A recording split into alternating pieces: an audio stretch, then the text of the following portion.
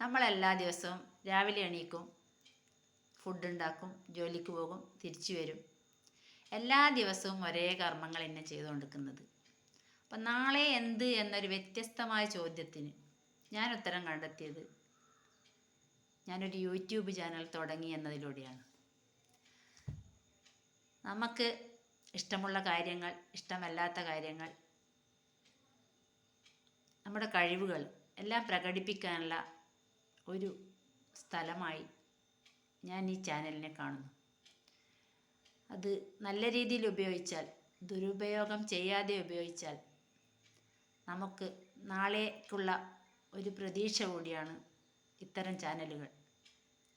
അതുകൊണ്ട് എല്ലാവരും എന്തെങ്കിലും കാര്യത്തിൽ എപ്പോഴും ഒരു തിരക്ക് കണ്ടെത്തുക.